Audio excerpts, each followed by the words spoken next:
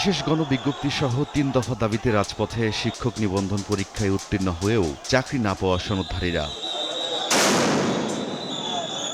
রোববার জাতীয় press club থেকে মিছিল নিয়ে সচিবালয় গেটে পৌঁছাতেই আন্দোলনকারীদের বাধা দেয় পুলিশ। ব্যারিকেড ভেঙে ভেতরে ঢোকার চেষ্টা করলে সাউন্ড গ্রেনেড নিক্ষেপ করে ছত্রভঙ্গ করে দেয় পুলিশ। এ সময় আহত হন দুপক্ষের ১৫ জন।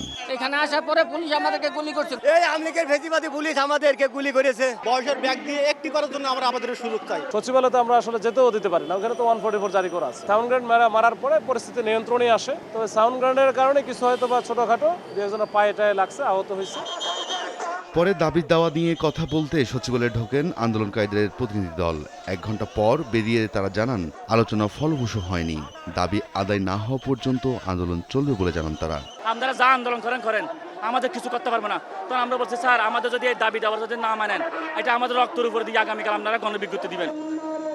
একই দিনে একই দাবিতে ১ থেকে ১২তম ব্যাচের নিবন্ধিত প্রার্থীরাও অবস্থান কর্মসূচি পালন করে প্রেস ক্লাবে। ১৭তম ব্যাচের নিবন্ধিত প্রার্থীদের জন্য বিশেষ বিজ্ঞপ্তি দিয়ে অন্তত একবার আবেদন করার সুযোগ, ১৭তম ব্যাচের বিষয় নিষ্পত্তি না হওয়া পর্যন্ত ষষ্ঠ গণবিজ্ঞপ্তির কার্যক্রম স্থগিত রাখা এবং আইন মন্ত্রণালয় ও এনটিআরসি এর সুপারিশ অনুযায়ী দ্রুত সিদ্ধান্ত নেওয়ার দাবি আন্দোলনকারীদের।